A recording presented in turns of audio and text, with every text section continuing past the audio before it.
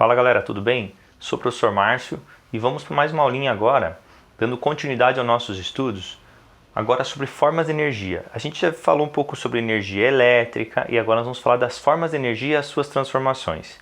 Já comentei com vocês que energia é uma grandeza que é de difícil definição, a gente não define o que é, mas a gente consegue entender como ocorre essa transformação de um tipo de energia em outro, ok?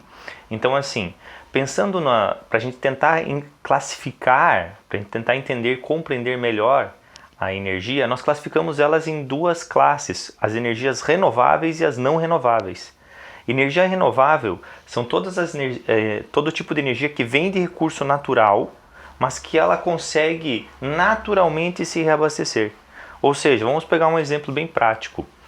Nós usamos as usinas eólicas, a energia eólica, que é provinda dos ventos.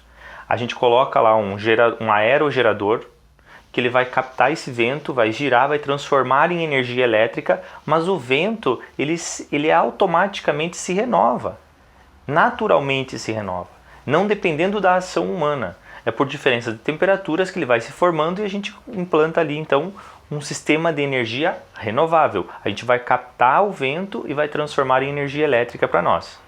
Da mesma forma nós temos as hidrelétricas, que é o principal recurso de geração de energia do Brasil. O Brasil é um país que ele apresenta rios, porque não necessariamente precisa ter somente rios. Não é suficiente ter grande quantidade de rios. Tem que apresentar rio e também ter desnível no rio, para que ele possa, sim, potencialmente ser instalada uma hidrelétrica. Então, dessa maneira, nós temos que o Brasil ele é agraciado porque ele consta com uma bacia hidrográfica muito grande, muita quantidade de rios e também de desnível, possibilitando assim a implantação de usinas hidrelétricas. A usina hidrelétrica ela vai transformar a energia que foi armazenada pelas águas das chuvas no rio por uma represa, tem energia potencial, então ele fica numa certa altura. Esse desnível vai fazer com que um gerador comece assim girar, a turbina começa a girar, que é acoplado a um gerador e assim começa a produzir energia elétrica. Então a ideia da produção de energia hidrelétrica, a usina hidrelétrica funciona dessa maneira. E ela é também classificada como energia renovável. Por quê? Porque só depende do ciclo da água. A água vai evaporar, vai se formar chuva, vai precipitar, vai formar os rios, vai ficar lá no nosso reservatório, depois vai continuar a produção. Então ela é uma energia renovável. Exemplos de energias não renováveis são aquelas que também vêm de recursos naturais, porém demoram muito tempo para se reabastecer. Vou dar um exemplo mais prático que nós temos e que também utilizamos bastante, que é o petróleo. O petróleo para a produção de combustíveis e tudo mais, para os carros. Então, esse tipo de energia é uma energia não renovável. Por que a gente considera assim? Professor, mas a energia, o petróleo, ele também se forma naturalmente. Sim, só que demora milhões de anos para se produzir, para ele poder se restabelecer. Então, ele é uma energia não renovável. Nós vamos passar durante a nossa vida e nós não vamos conseguir produzir petróleo, entendeu a ideia? Então, a gente não consegue fazer com que a natureza se reabasteça rapidamente. Então, é uma energia não renovável. Ela vai se esgotar. E depois de milhões de anos a gente vai ter novamente, certo? O outro exemplo de energia não renovável são as usinas que a gente tem de material radioativo, as nucleares. Por que ela é não renovável? Porque ela também agride o meio ambiente e para poder enriquecer o urânio também vai se acabar, porque é um recurso natural. Tá? Então ele não é automaticamente, ele não vai naturalmente se recompondo, se reabastecendo. Então, as usinas que utilizam, geralmente, vamos colocar uma palavra aqui bem clara, ó, geralmente as usinas que utilizam as energias não renováveis são as termoelétricas. Por quê? Porque elas precisam queimar, por exemplo, o carvão mineral, outro tipo de energia não renovável. A gente extrai da natureza e ele demora muitos anos para poder se formar. Professor, e o carvão vegetal? O carvão vegetal, gente, ele já é produzido pelas plantas, pelas árvores. Então a gente consegue plantar a árvore para que ela chegue em um determinado tamanho, a gente consiga cortá-la e aí produzir o carvão. Então a gente já classifica ela como renovável. Porém, demoram muitos anos, o ciclo dela é longo. Então não dá para a gente sair cortando adoidado aí, a gente tem que fazer um plano de manejo como já tem. Por isso nós temos até os engenheiros florestais que já estão pensando nisso para a gente, ok? Então, ó, Energia renovável é todo tipo de energia que é natural e que ela se reabastece continuamente, ou seja, ela se restabelece sozinha.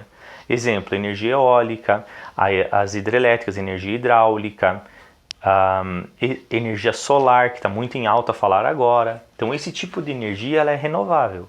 As não renováveis usam dos recursos naturais, mas que eles se esgotam com o passar do tempo, porque demoram milhões de anos para a gente poder ter aí a recomposição dessa substância. Exemplo, as termoelétricas, que vão utilizar então os materiais provindos de petróleo, carvão mineral, gás natural, GLP. Então essas reservas, essas jazidas de petróleo, de gás que a gente fala, elas têm fim e por isso elas são não renováveis, certo? Então nós temos essas principais diferenças. Como funciona uma usina hidrelétrica? Eu já expliquei para vocês. E a termoelétrica? A termoelétrica você precisa queimar a matéria-prima para que venha aquecer, seja lá água ou um fluido, e ele evapora formando vapor, e esse vapor vai para uma turbina, que é onde o vapor vai ser lançado para girar uma turbina e assim produzir energia elétrica, certo? Então as termoelétricas têm esse princípio de funcionamento. Então como eu vou queimar alguma coisa, ela já é poluente também, então ela começa a poluir o meio ambiente. Então nós temos que tomar cuidado. Toda energia renovável que você vai conseguindo aproveitar, ela tem um impacto ambiental um pouco menor, não que não exista. Por exemplo, na hidrelétrica, quando a gente tem um impacto ambiental que uma hidrelétrica causa, quando a gente alaga uma grande extensão de terra, a gente vai lá acabar com algumas espécies, tem que as pessoas se mudar, tem vários impactos que são causados devido a esse alagamento. Por exemplo, na usina eólica, quando se coloca um aerogerador, os pássaros podem se bater, as aves migratórias podem se chocar contra aquelas pás e acabar morrendo.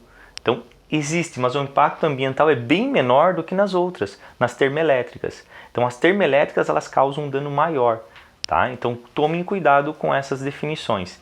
E as principais diferenças. Uma outra usina que também é importante lembrar, a usina nuclear, que eu já estava quase esquecendo.